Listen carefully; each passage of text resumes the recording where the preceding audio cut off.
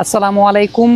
আগামী ৩রা অক্টোবর ভারতের সল্টলেকে ভারতের মুখোমুখি হতে যাচ্ছে ব্রাজিল, যেটা সাবকন্টিনেন্টের ফুটবল ইতিহাসে একটা অনেক বড় ঘটনা। এবং all India football federation, even যারা আসলে মধ্যস্থতাকারী প্রতিষ্ঠান ছিল সেই জায়গাতে বেস্ট 11 তাদের নাম, তাদের প্রত্যেককে অবশ্যই অভিনন্দন জানাতে হয়, যে কারণ এরকম একটা অসম্ভব কাজকে তারা সম্ভব করতে পেরেছে।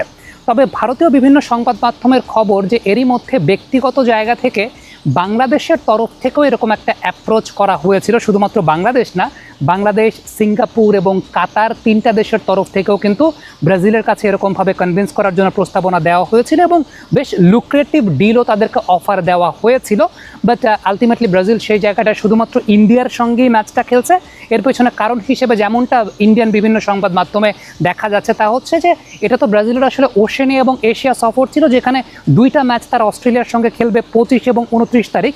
পরবর্তী সময় 3 তারিখ তারা ইন্ডিয়াতে এসে খেলবে। তারা এমন একটা ভেন্যু খুঁজছিল যেখানে আসলে ট্রাভেলিং ডিস্টেন্সটা কম এবং সেই সঙ্গে টাইম ফ্রেমের জায়গাটায় খুব বেশি প্রবলেম হবে না।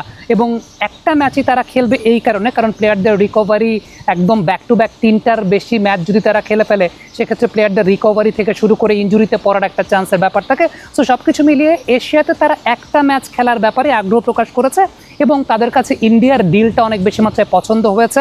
অল ইন্ডিয়া ফুটবল ফেডারেশন সেই জায়গাটায় ডেফিনেটলি ডিপ্লোম্যাটিক জায়গা থেকে একটা বেশ ভালো ফুটবল ডিপ্লোম্যাসি প্রদর্শন করেছে, সেটা তাদের ক্রেডিটের ব্যাপার। এবং সবচেয়ে উল্লেখযোগ্য ব্যাপার হচ্ছে যে বেস্ট 11 গ্রুপ, যারা মধ্যস্থতাকারী প্রতিষ্ঠান হিসেবে কাজ করেছে, তাদেরও একটা ক্রেডিটের জায়গা। তবে এরই মধ্যে যে খবরটা আসলে প্রকাশিত হয়েছে ইন্ডিয়ান বিভিন্ন সংবাদ মাধ্যমে, সেটা হচ্ছে বাংলাদেশ থেকেও এরকম একটা অফার তাদের কাছে গেছে।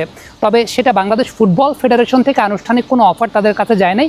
কেউ একজন হয়তোবা ব্যক্তিগত উদ্যোগে, ব্যক্তিগত জায়গা থেকে, ব্যক্তিগত কোনো এজেন্সি হয়তোবা এরকম একটা অফার দিয়েছিল।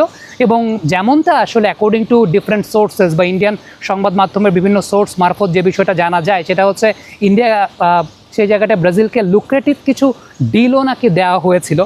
যেমনটা আমরা ইন্ডিয়ার ব্যাপারটাতে জানি যে 60 থেকে 70 কোটি রুপির মতো খরচ হচ্ছে প্লেয়ারদের ম্যাচ ফি, ট্রাভেলিং অ্যালাওয়েন্স এবং থাকা খাওয়া সব কিছু মিলিয়ে ইন্ডিয়ার মাটিতে এসে তারা একটা ম্যাচ খেলবে সেই জায়গাটাতে। অন্যদিকে ডেফিনেটলি বাংলাদেশের মাটিতে যদি তারা খেলতো, এরকমই 60 থেকে 70 কোটি রুপি কিংবা 100 কোটি রুপির মানে 100 কোটি টাকার কাছাকাছি একটা অ্যামাউন্ট হয়তো বা সেক্ষেত্রে খরচ হতো।